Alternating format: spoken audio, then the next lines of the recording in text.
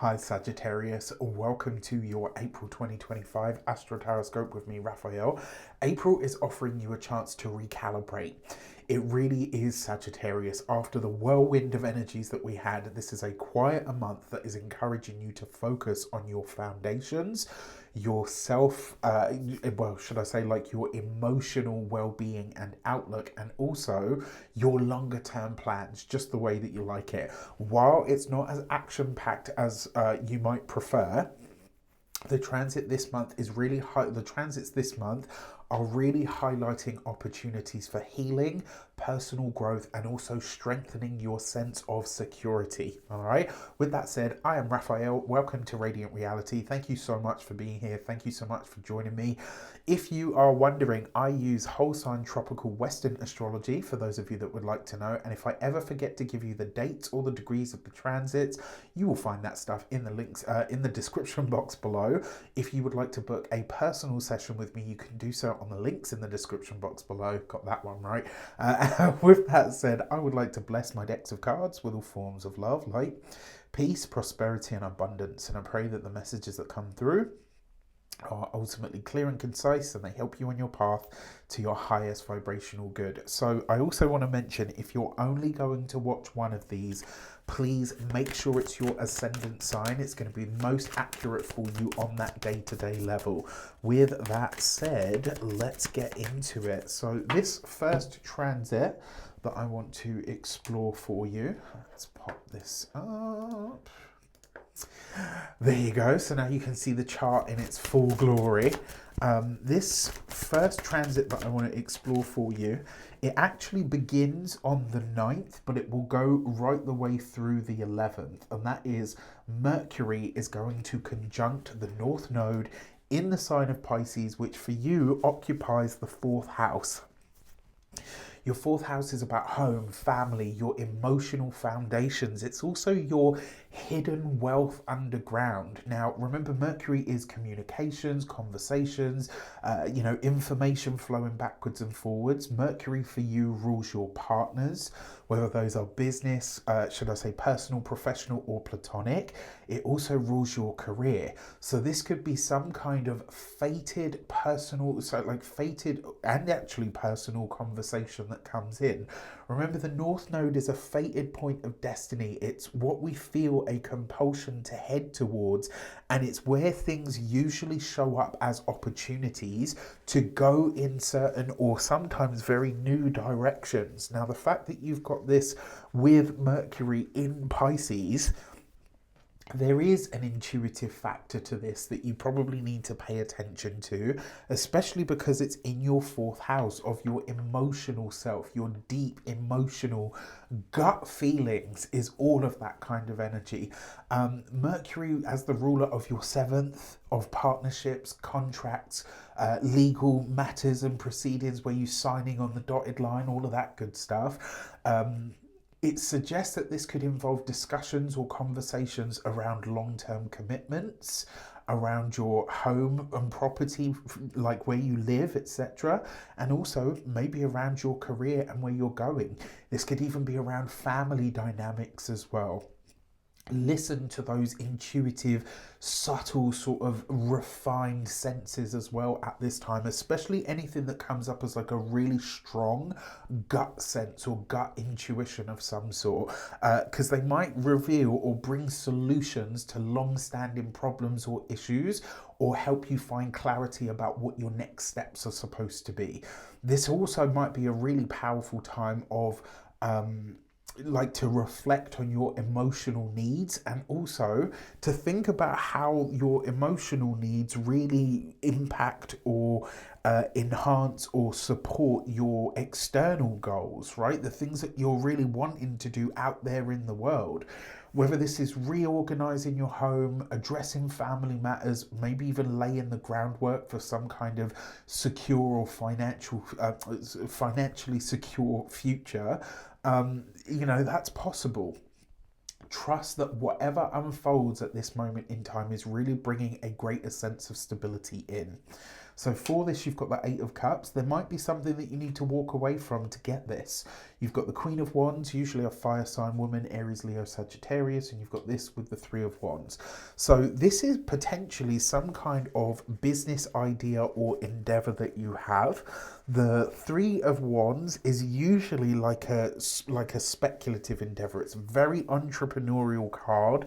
And coupled with the Queen of Wands, this may be a venture of some sort that somebody wants to sponsor for you, somebody that believes in for you, or kind of says to you, listen, this is a really good direction for you to go in. Let's make it happen. Again, there'll be a trade-off here, right? There's no getting around that. It's the Eight of Cups. There will be something that you kind of need to look at, or potentially even say to yourself, like, actually, this has seen, this has seen seen the end of its course in some regard. Okay, the next transit that I want to look at for you is, so I don't have a Chiron glyph, so you'll just have to imagine it. But Mars, come on, Rafi.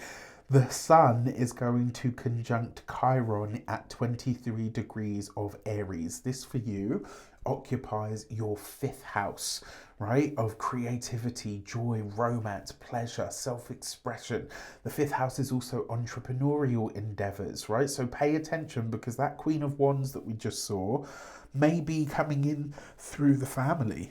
This might be somebody that says to you, hey, listen, there's something in this direction for you, go for it. And then the Sun coming into the conjunction with Chiron is helping you heal a wound around these things.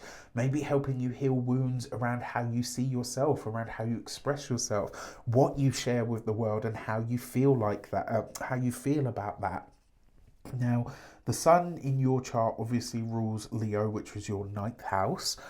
This is, and it's coming together with Chiron in the 5th.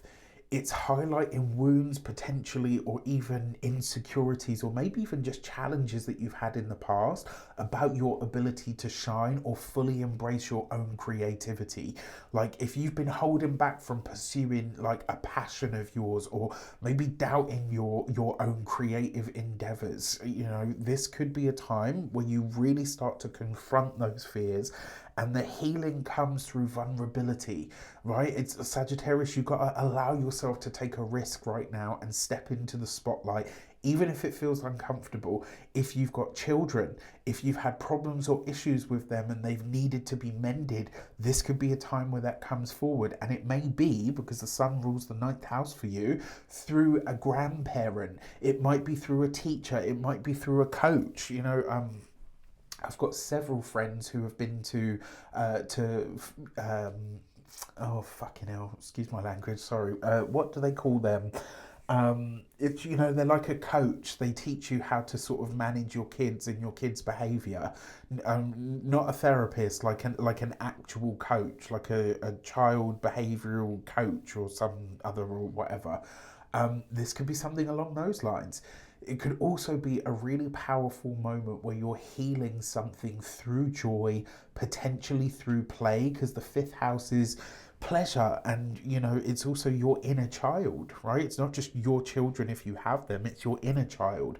As an example, if you don't have any kids but you've got a personal business, then your business is your baby. I know Reydiant Reality is definitely my baby. Right, I don't have any kids, but I do have my business.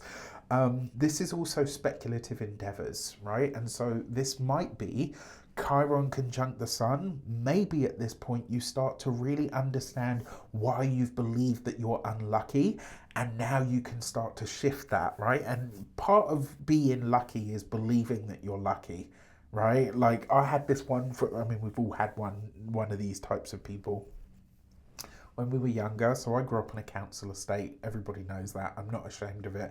In fact, I wear it as a badge of honor. But we had this one kid who was like, I'm telling you, this guy was fucking reckless with his life, boy. Like, you look at someone and you think to yourself, like, you really are the epitome of a cat. Like, this dude had 9 lives. I'm telling you, anything that was high and tall, he would jump it, he would climb it. He was just reckless with that self, right? Like, when I tell you reckless, and you know what? He always used to say, like, nah, I'm like a cat, me. I'll always land on my feet.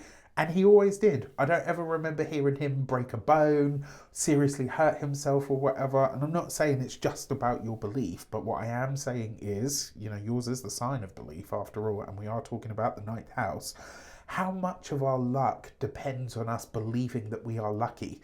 This could be a time where you really start to address that. And with Neptune newly in this fifth house, you could start to really understand that actually we live in a universe that is very, very supportive of you. I mean, look, I mean, you're not to blow my own trumpet or anything, but the Sun card with the Page of Wands, holy sheesh. And the Hermit card, this is going to be a really, really powerful transit for you. It will be fleeting, right? It's only going to be what, the day before, the day of, and the day after. So it's a 3-day transit, because then after that, the sun's going to start to separate from this. This will be some important information that either comes through a grandparent, that's very possible. It will be some kind of important information that comes from a coach, a teacher, a mentor, a guru, potentially around your children, but also around, it will be like some kind of message that comes in. And although it's not the node, it will be fated in some way, because it's going to change your perspective on what luck actually is or looks like. Love that for you. On the 15th of the month, we've got a beautiful grand water trine across your 4th, 8th and 12th houses. The moon is in Scorpio. Mars is the ancient ruler of Scorpio. The moon is in Mars's sign. Mars is in the moon sign. These two are in what we call mutual reception. So your spiritual houses of the 8th and the 12th are speaking to each other in really wonderful synastry. And then we've also got this cluster of energies over here in your 4th house, in your deep gut, right? To say that your intuition will be firing on all cylinders around this time, so the 14th, 15th and 16th of April, because it's the moon, right? So we always say, like for me, whenever the moon is involved, unless it's an eclipse, you get a 3-day window, right? The day before, the day of, and the day after. That's usually where you get to see what's really taking place, or you get the message to say, expect this to unfold. This is a harmonious energy of water. And because Saturn is involved in all of this, it's offering a stability kind of energy. And it's Saturn in the 4th, right? In your emotions, your inner world, your inner scaffolding, your inner emotional sense of self and security and heritage and support and family is really, really palpable here. Mars trine Saturn, you've heard me bang on about this, so I won't go into it too much, but Mars trine Saturn is emotion, especially in water signs. Mars trine Saturn in the water signs is some of the most emotionally stable energy that you could ask for. And it really allows us to do incredible, incredible things. It is a deeply introspective time, I might add, Sagittarius, but you might feel called to retreat and reflect on your emotional needs, your family dynamics, maybe past wounds, etc. But you're going to have the energy to do it, right? And you will have the intuitive guidance that you need, maybe even from someone from your past who's no longer here. This could be somebody who is now in spirit, right? Who is now on the other side watching you with love and admiration. And this could be that you have an intuitive hit. Maybe you hear their voice. Maybe you have a really incredible moon in the 12th house. Maybe you have a really powerful dream of a loved one that has passed away. And it just gives you this absolute like clarity, stability. Like you might just be really blown away by the whole thing actually. For this, you've got the 5 of Swords, you've got the 6 of Pentacles, and you've got the 2 of Cups. This may very well be a friend, it could be a partner, it could be somebody's going to give you a talking to here. And I think it's going to be exactly what you need, right? It's maybe going to be, you know, it might come across as a bit like, oh, okay, that was tough love. But you will absolutely see the merit and the value in everything that they say to you. And also, it's like it gives you the right push that you need to just go in a direction.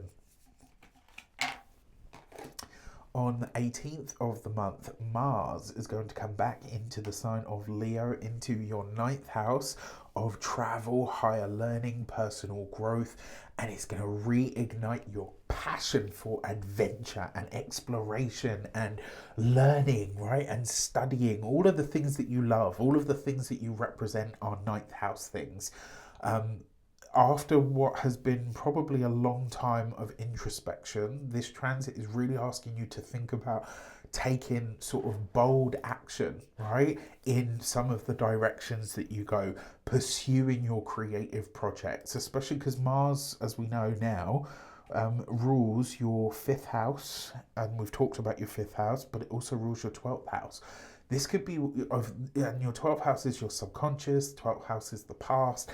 It's maybe even you looking to bring past creative projects back to life, to embark on a new learning journey of some sort, or plan like a really exciting trip that gets your senses and your sense of freedom and liberation and curiosity reignited. Be careful with being overconfident at this time and taking risks that aren't sort of needed.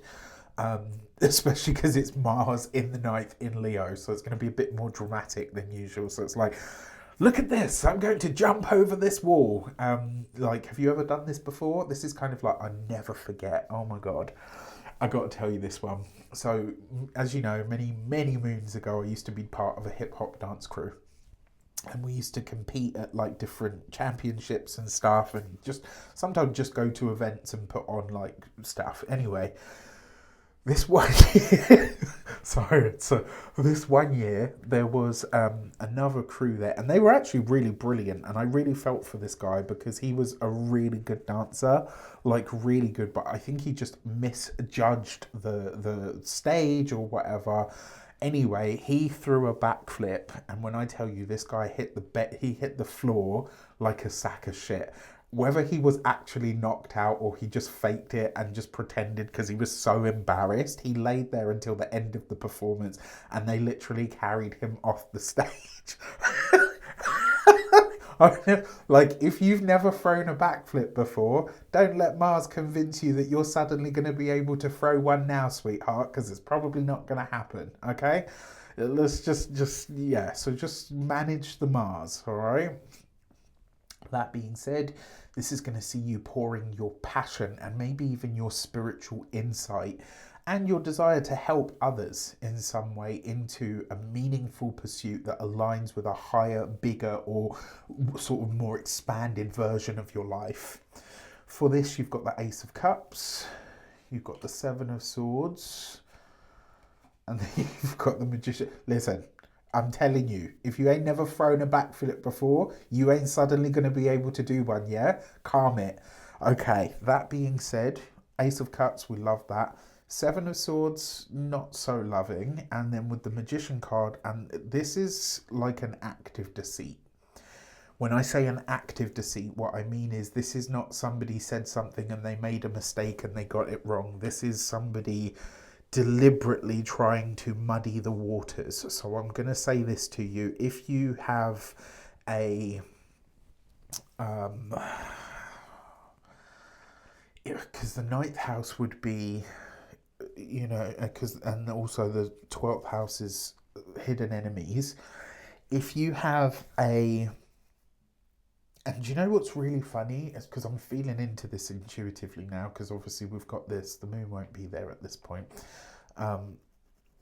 If you have, the best way I can describe this person, it would be somebody that you know doesn't like you. Like maybe you've had a falling out with this person before. Maybe you have, a secret beef with them that you don't really talk about. Maybe they are, have slandered your name, or whatever the case might be. This is likely to be a moment at which maybe you guys either reconnect, and your first impulse may be to sort of, because Sagittarius is a feisty sign, boy. I keep telling people this and they're like, no, Sagittarius are all wonderful, bouncy and jovial. And I'm like, listen, right?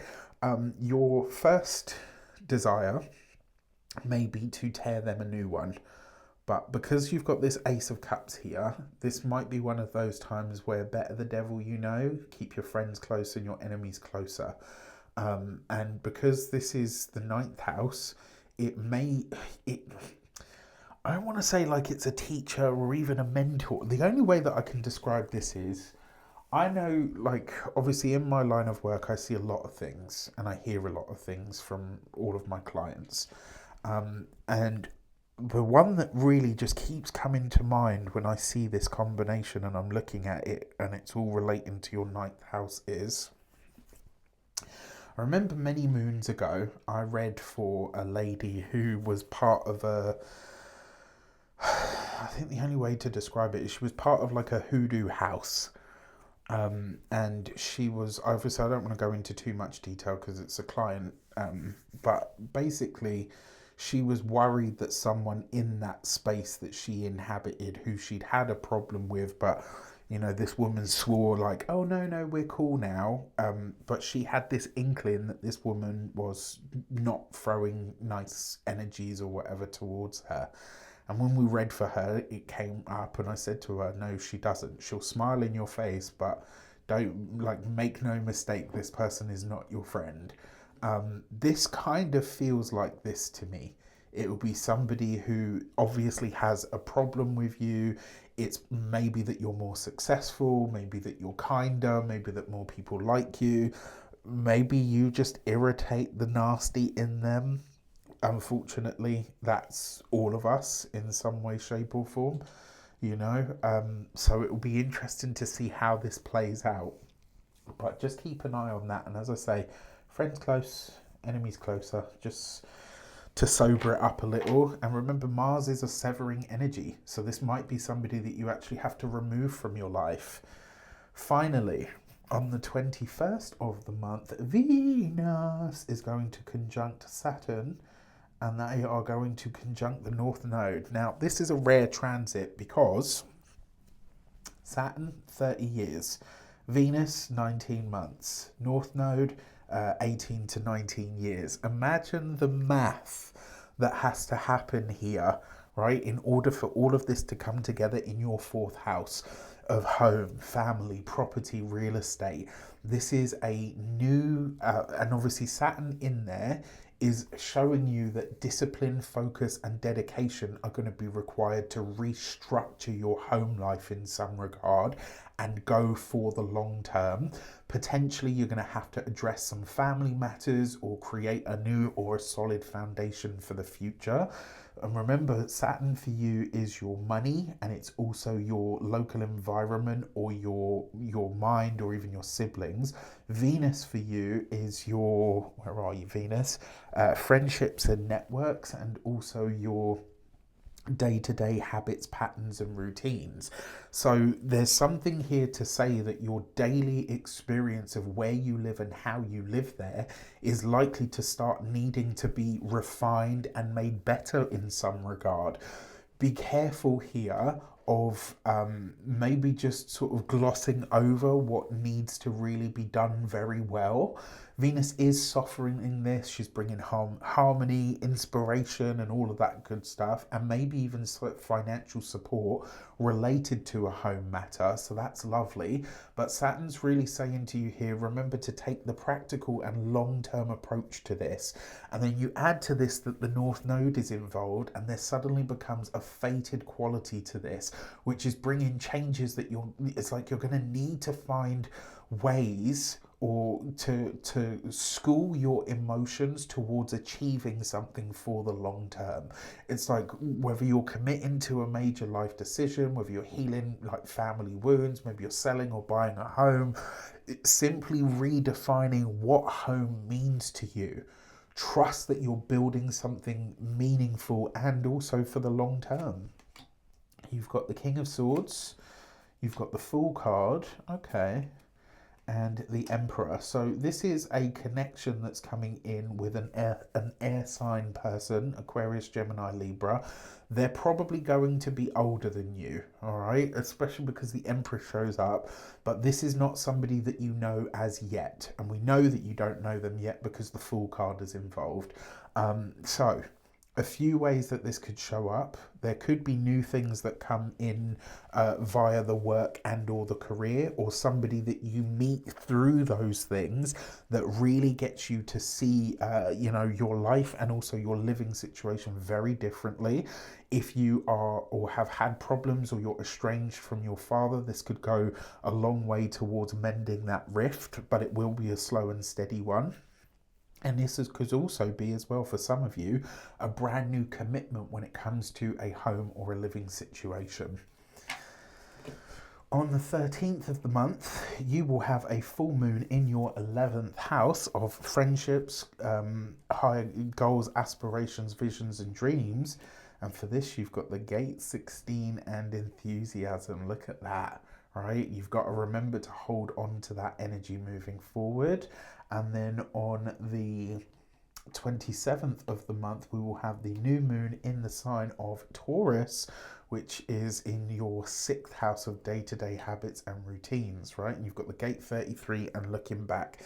And the message behind this is you already know what's going to work on that day-to-day habit level because you've already done it. This is just about bringing that back or remembering it in some way. With that said, I wish you an abundance of all of that good stuff. Have a fantastic month. Let me know in the comments how it shapes up. Take care, and I'll see you soon.